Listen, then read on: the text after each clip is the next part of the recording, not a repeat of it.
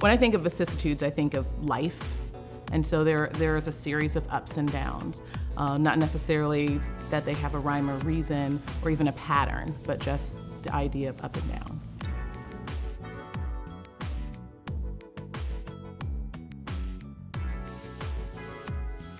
Agriculture and communications, that's my background, kind of my vocation. So being a words person, I love a good pun. And then if you give me a pun about food or growing things, I love you. And so so for me to be able to put together those two things and put this apparel line together for me was a way to be able to ignite or to seed, pun intended, but to seed conversations around reconnecting us to the land. And even in my TED Talk, I'll talk a little bit about how when I was working with youth and in the space, a lot of times they would tell me that this was slave work. And it made me really sad that that's how they thought of this. And I was like, you have so much power to be able to control how people eat, because we all have to eat. And for them to think of it as such menial work and this trauma, and so trying to work around that trauma, that was really kind of the impetus for me to be able to start Forage Black as an apparel line. And then that moved into being able to do consulting work around food systems. And so it's so much work that I love. I think that's the part where I'm able to do fulfilling work, not for someone else, even though that is okay, but to be able to do this fulfilling work on my own terms, on my own schedule, and being able to do it around spending time with my two little girls.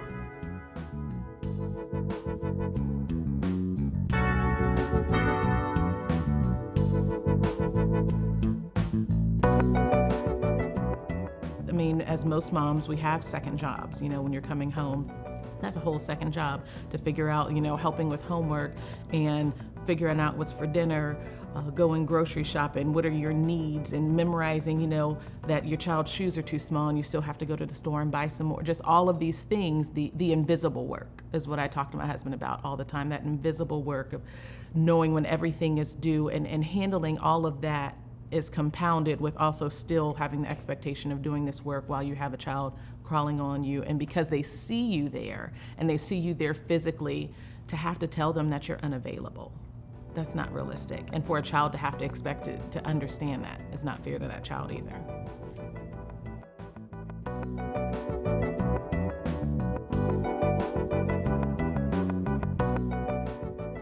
Professionally, in the space of being in sustainability, in agriculture, so those two things are really big right now. Just you have climate change, you have people reconnecting to where their food comes from.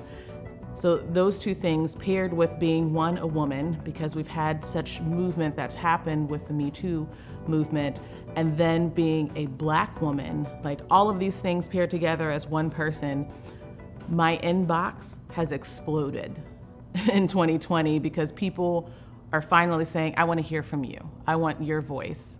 And I'm like, that's great. Two things. One, this cannot be a one-time deal. This needs to be consistent. And I'm going to make sure that I'm also bringing other people's voices to the table that look like me. And two, you need to pay us.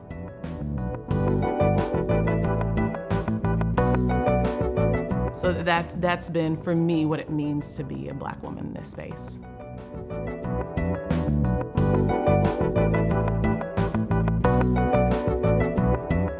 When people reevaluated all of the systems and how they affect the Black community, I think that was what helped to raise up the inequities that are in our community when it comes to connecting folks to food. And I think also just the fact that when people were going into the grocery store and they were seeing that there were empty shelves, what can I do? What can I do? What do I have control over? And I think that for a lot of people reconnected them back to the space where they're like, I'm going to start a garden at home. I'm going to put things in pots and I'm going to grow it myself. And so it reconnected folks in a lot of ways because it forced us to slow down. And I think in that slowing down and retreating back into ourselves when we're trapped in our homes, I think that helped people to reconnect back into this green space. But with that, then it made more folks understand or look at the food systems, it gave us more time to be able to look at these things, and then we can call it out. And then when we call it out, folks have no excuses now, and so now they have to respond. And I think that's kind of what we're seeing, is this response to people calling out and saying, hey, we still have this water crisis in Flint, Michigan. We still have these apartheid issues in our communities, whether it's food apartheid, whether it's environmental apartheid, all of these different things that are affecting our communities, that are affecting the social determinants of health of Black people.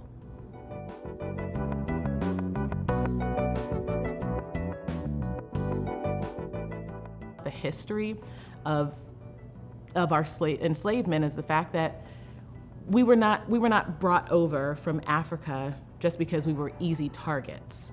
We were brought over from Africa because we were amazing agriculturalists, because we were amazing at being able to cultivate sorghum and rice and cocoa and okra and all of these things that we brought with us when we came over, and just the innovation that we had as Black people, that's what they wanted. And so being able to educate our students about that, I think also gave them pride in knowing that, oh, this we were able to sustain this knowledge and being able to bring that over here and then do amazing things. And so now I want to be able to carry that on, and I can still be able to use that same knowledge that has sustained over generations and hundreds of years, even through enslavement, not ignoring that trauma, but through that we still have that power, that we can grow and we can sustain our families and our world.